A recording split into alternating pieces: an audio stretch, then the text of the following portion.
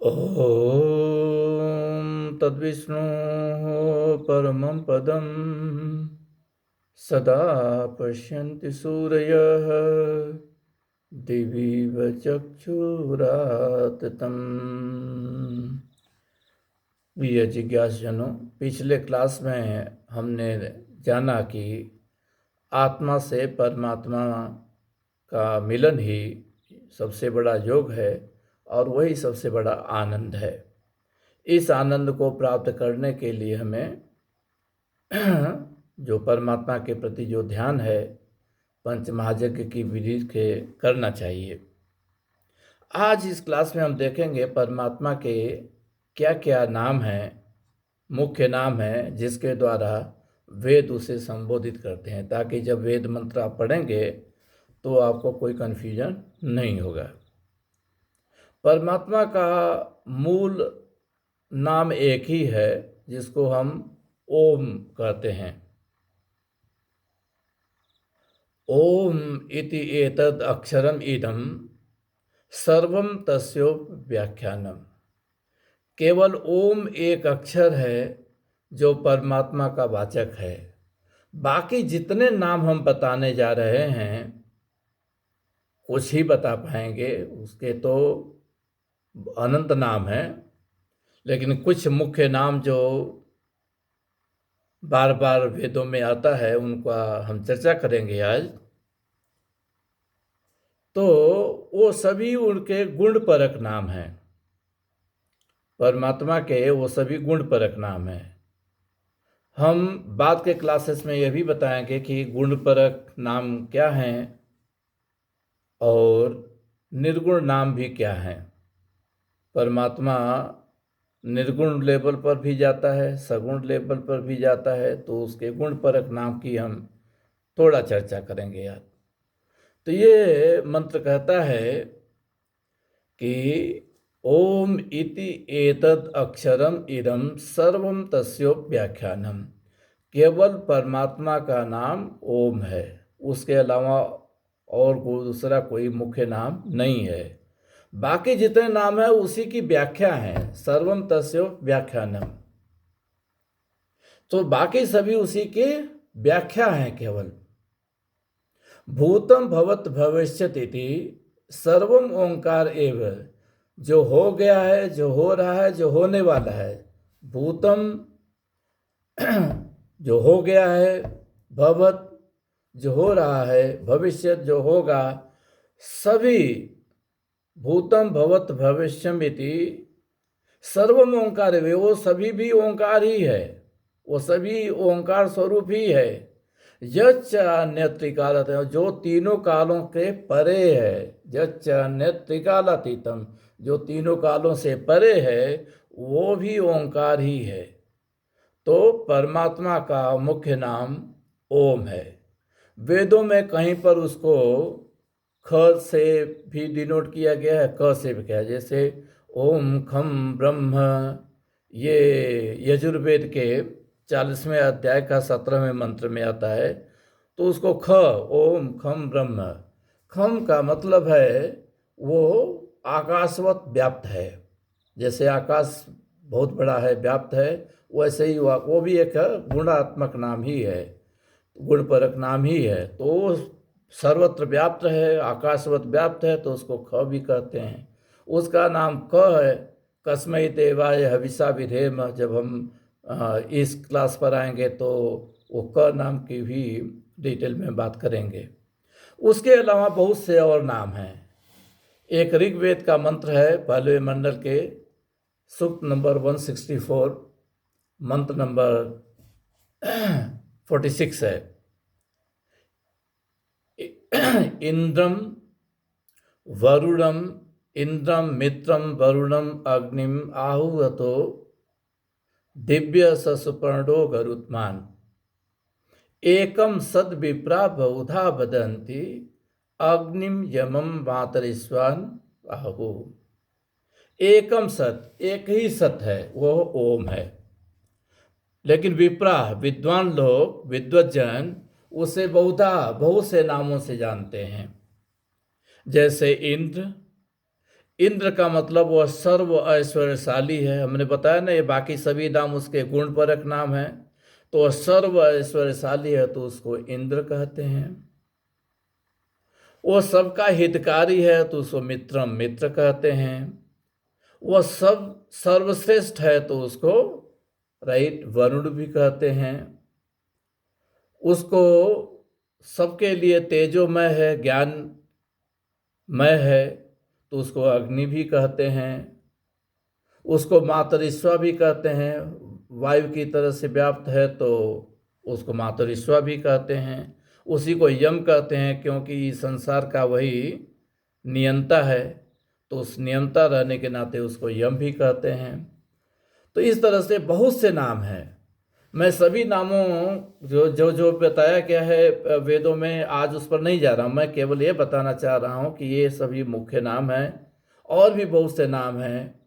आपने देखा होगा कि नित्य हम क्लास की स्टार्टिंग ही करते हैं एक प्रेयर से, ओम तद्विष्णु परमं पदम सदा पश्यन्ति सूर्य दिवि वचक्षुराततम, इस मंत्र से। अब इस मंत्र का अर्थ क्या है थोड़ा समझ लेते हैं। नित्य आप इसको गाते रहे हैं, शायद धीरे धीरे आपको अर्थ समझ में आ भी गया होगा। अगर नहीं आया है तो थोड़ा सा समझ लें। रहे तद विष्णु, उस, एक्चुअली ये विष्णु सूक्त का पार्ट है तो सारे मंत्रों को यहाँ पर हम नहीं चर्चा कर रहे हैं। जब हम चर्चा करेंगे तो डिटेल में आएगा। अभी पार्ट है तो इसीलिए तत् से आया है।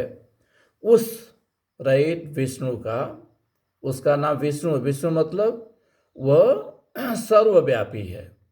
रही विष्णु का मतलब वह सर्वव्यापी है। उसी ईश्वर का नाम शंकर है क्योंकि वो सबका कल्याणकारी है। शिव है, रही शंकर है तो सबका कल्याणकारी है तो उसका नाम शिव भी है। उसी का नाम ब्रह्म है, कई जगह पर आया है नाम है जो ब्रह्म। वो सबसे बृहत बृंगयत इति ब्रह्म, सबसे बड़ा है तो उसको ब्रह्म भी कहते हैं। तो ये सभी उसी के नाम हैं। तो यह मंत्र कह रहा है कि तद विष्णु परमम पदम, उस विष्णु के परम पद को सदा पश्यन्ति सूर्य, सूर्य मतलब विद्वत जन जो ध्यान लगा करके उसको समझ गए हैं, उसके अस्तित्व को समझ गए हैं, वो सदा पश्यन्ति, वो अंतर मन से अनुभूति से उसको हमेशा देखते हैं। वैसे ही देखते हैं जैसे रही दिवी व चक्षुरात्मा, दिवी मतलब दिन में आंखों से जैसे हम सूर्य देखते हैं, एक सामान्य आदमी जैसे सूर्य को देखता है, वैसे ही जिन लोगों ने विष्णु के परम पद का ध्यान किया है वो उसके परम पद को उसी तरीके से देख पाते हैं जैसे कोई आदमी, कोई मनुष्य दिन में सूर्य को सूर्य की रोशनी में देख लेता है। तो उस लेवल की जो अनुभूत है जगाने के लिए ही ये पंच महायज्ञ और ध्यान विधि जो हम बताते हैं उसे हमें करना चाहिए। तो लक्ष्य वही है, विष्णु के परम पद को प्राप्त करना। और उसको प्राप्त करने के लिए ये बहुत से ध्यान के मंत्र हैं और बहुत से यज्ञ के मंत्र हैं। तो ये ध्यान क्या है, यज्ञ क्या है, होता क्या है, होम क्या है, इन सभी डिफिनीशंस को भी हम धीरे धीरे आगे के क्लासेस में बताते रहेंगे। आज हम केवल इतना बताना चाहते थे कि परमात्मा का मुख्य नाम ओम है। एक और चीज़ यहाँ पर ध्यान देने योग्य है। आपने सुना होगा कि इंद्र देवताओं का राजा था, एक देहधारी के रूप में पुराणों में वर्णित है। पुराण भी दो सेंस में है, यहाँ पर समझने की जरूरत है। जो ओरिजिनल पुराण है वो ब्राह्मण ग्रंथों के रूप में हैं। जो वेद हैं, संगीता, ब्राह्मण, आरण्यक और उपनिषद, चार भागों में डिवाइड हैं। जो संगीताएं हैं, वेदों की संहिताएं, ऋग्वेद, यजुर्वेद, सामवेद, अथर्ववेद, सभी की संहिताएं वही मुख्य वेद हैं। उसका एक्सप्लेनेशन दिया गया है एक तरह से अलग अलग ढंग से ब्राह्मण ग्रंथों में और उपनिषदों में, आरण्यकों में। ऐसा क्यों है और इन तीनों में क्या अंतर है, ब्राह्मण, आरण्यक, उपनिषद में, ये भी आगे के क्लास में आपको आएंगे। लेकिन ब्राह्मण ग्रंथों में कुछ बड़े अच्छे दृष्टांत दिए गए हैं, बहुत अच्छे अलंकारिक ढंग से परम पिता परमात्मा के बारे में दर्शाया गया है। और उसी कुछ जो कहानियां हैं उसको ही मुख्य रूप से पहले पुराण किया जाता है। पुराण का मतलब जो पूरा पूरा मतलब पहले जो हो चुका है उसकी घटनाओं के बारे में, उन घटनाओं के बारे में जब हम अध्ययन करते हैं आज के संदर्भ में जिसको इतिहास कहते हैं, वो यह इन वैदिक परंपरा में उसको पुराण कहते हैं।